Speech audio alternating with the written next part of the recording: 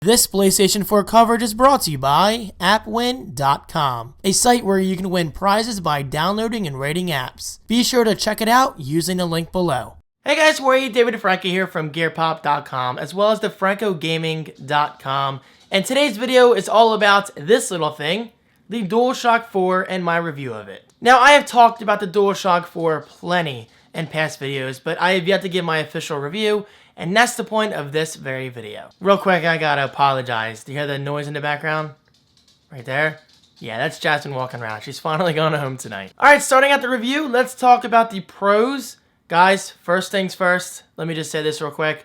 The DualShock 4 is easily Sony's best and most innovative controller yet. The usual buttons still work great. The D-pad feels great. Actually, I don't think they've really changed the D-pad since the original PlayStation controller, which is a good thing. And of course, the face buttons work just as well. You know, X, square, triangle, circle, L1 and R1 feel exactly the same. Actually, maybe even a little better. But everything else is a huge improvement coming from the DualShock 3/6-axis. Alright, so real quick, I gotta be honest about one thing. I never actually owned the DualShock 3. I just never got around to it because I didn't play my PS3 that much. I was mainly a 360 person.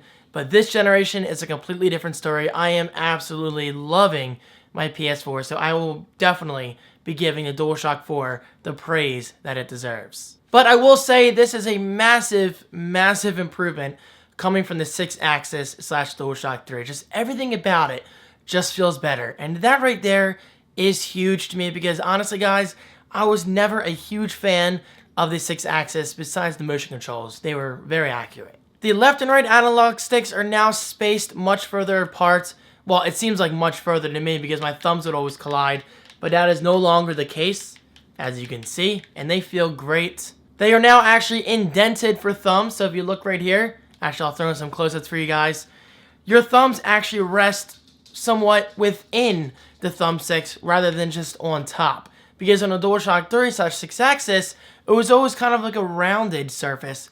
And I never really understood that because if you play games for a while, your thumbs are guaranteed to get, mildly sweaty and they would kind of slip around. But I'm happy to say that this is not the case with the DualShock 4's analog sticks, and I'm very, very happy to say that. And now moving forward with things that Sony has done right with this controller, L2, R2, huge, huge, huge improvements from last generation. I cannot express that enough. For whatever reason, somebody at Sony decided to do convex surfaces for L2 and R2 previously. Meaning, yes, kind of going out. Like, I'm not sure how to explain that, but you know what I mean. But with the DualShock 4, that is no longer the case, guys. I am so freaking pleased to say that they are now slightly concave, meaning my index fingers now rest comfortably and naturally as they should. And this is such a godsend, especially for first-person shooters. I love first-person shooters, and when I played a game like The Last of Us, which I realize, yes, is third-person, but it's similar, shooting in that game as well as Uncharted, which makes sense because they're both made by Naughty Dog, I believe was always with R1. That is no longer true. Finally, it works as it's intended. You now use R2 to fire your weapon. And I gotta say, it feels great. I never once had an issue playing Killzone Shadowfall. And overall, this controller, I am just in love with this controller. Seriously, I'm just amazed at how much of a difference Sony has made. And brand new to the DualShock 4 is now a touchpad, which some may call gimmicky, but in my opinion, gimmicky is obviously relevant to one's experience and how well it's implemented. And I gotta say, it works very well in games like Killzone Shadowfall. Like I said in my Killzone review already, it heavily uses the touchpad primarily for your drone, your owl. I was thinking of bots because I was thinking of the Playroom app. That's another thing that uses the touchpad pretty well. But yes, in Killzone, you swipe up to do attack, you swipe right to do your zip line. I always mix up the word zipline and grapple. Is that weird? And then swiping down is your shield, and swiping left is the stun ability. And then finally, you press L1 to send out the owl and do its business. Overall, it worked very well. I never really once had a serious issue with it, and I commend Sony for introducing something innovative on their controller. But the innovation does not stop there. Now included on the DualShock 4 is something called the light bar, which is just like the PlayStation Move, but thank God Sony has somewhat killed that thing. Just integrate it all into one controller. That's all we need. And finally, Sony has come through for us. And yes, it works very well. As long as you have a PlayStation camera, then you'll get the full use out of it. But if you don't have a PlayStation camera, certain games still use the lights to reflect certain things in the game. Such as in Killzone Shadowfall, if my health is good, it'll light up green.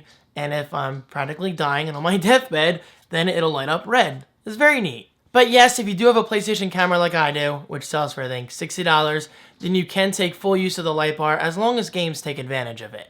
But with that said, the PS4 did launch just about a week ago, a little more than that. So obviously it's going to take a little bit of time for these video game developers to truly take advantage of the light bar. However, I should say every PlayStation 4 comes pre-installed with a little app called Playroom. Playroom is the tech demo to show off what the light bar and the PlayStation camera are both capable of.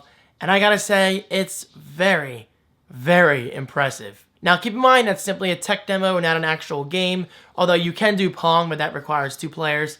And I don't currently have someone in the house to test it around with, but I've seen videos of it, and from what I've seen on YouTube, it seems to work pretty well. Alright, so moving on with new features regarding the DualShock 4. This isn't really new in the gaming industry.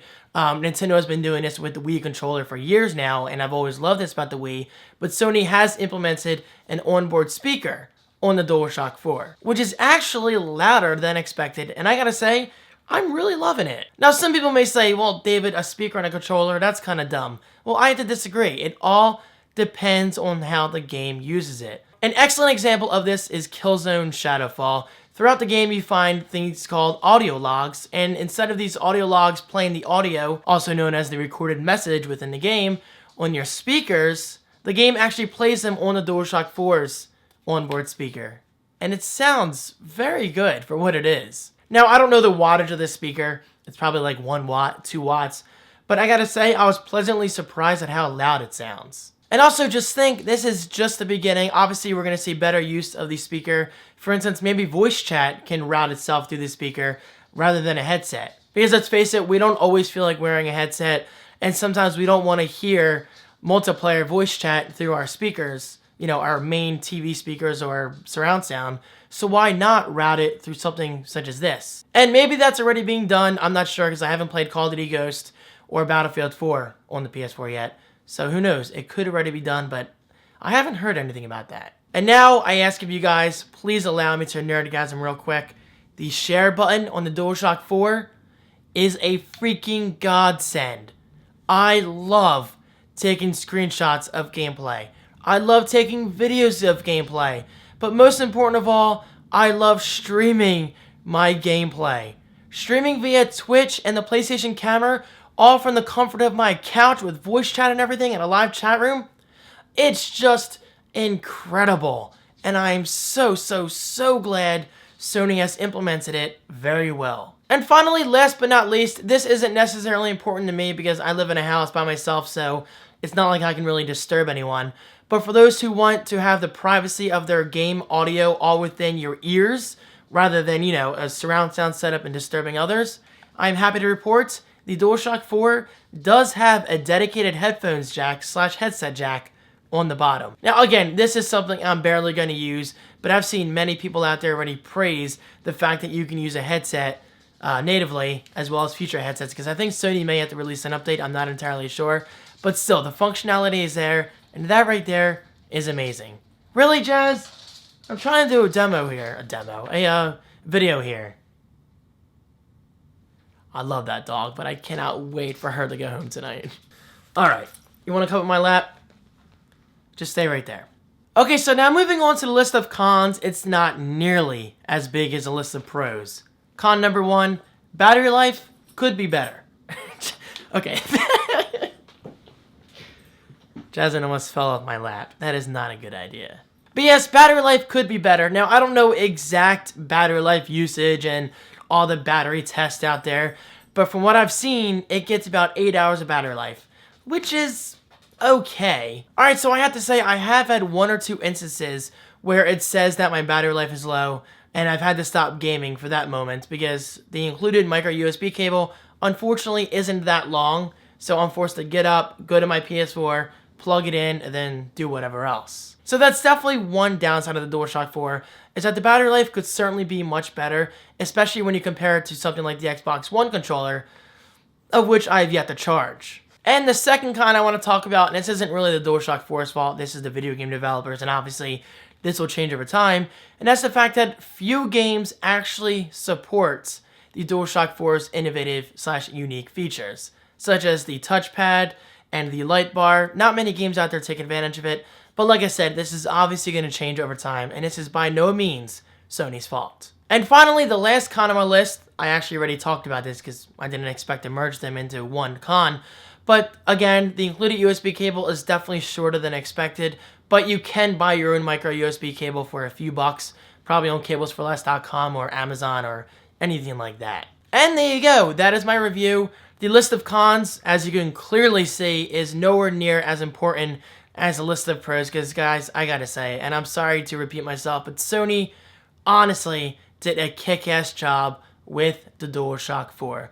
It's just all around an amazing controller and a huge step up from the 6-axis / DualShock 3. Sony, props, if we can bump on camera. Alright, so what is my verdict? Well, it goes without saying, guys, but yes, definitely pick this up. Well, it's obviously included with the PS4 itself, but if you do want to buy yourself an extra one, I believe it retails for about $60, which isn't exactly cheap, but then again, it's probably worth it if you love your PS4 like I do. And now, guys, I am done. Let me know what you think about the DualShock 4. Are you on par with me? Do you love this thing? Or do you think it's a step backwards from the DualShock 3? Which, I don't see how anyone could say that, because this is just a drastic improvement overall, at least in my opinion. But there you go, an excellent controller overall, and because of this alone, I will definitely be playing my PlayStation 4 a lot more than I did my PlayStation 3. Because honestly, the 6-axis was always a huge turnoff to me, and I didn't ever really give it the attention it deserves in terms of the PS3. But now that the controller is awesome, the console is awesome, I think Sony has won my love back. And I'm really happy to say that because I loved my PS1 and PS2, and that love kind of fell off track when the PS3 was introduced. But now I'm happy to say it's back in full force with the PS4. And now, guys, I'm finally done. Thank you so much for watching. Thank you for your continued support, and I will see you in my next video. Peace. AppWin.com is a site where you can win prizes like iPods, iPads, gift cards, and more, simply by downloading and rating apps. Get started right away by using the link below.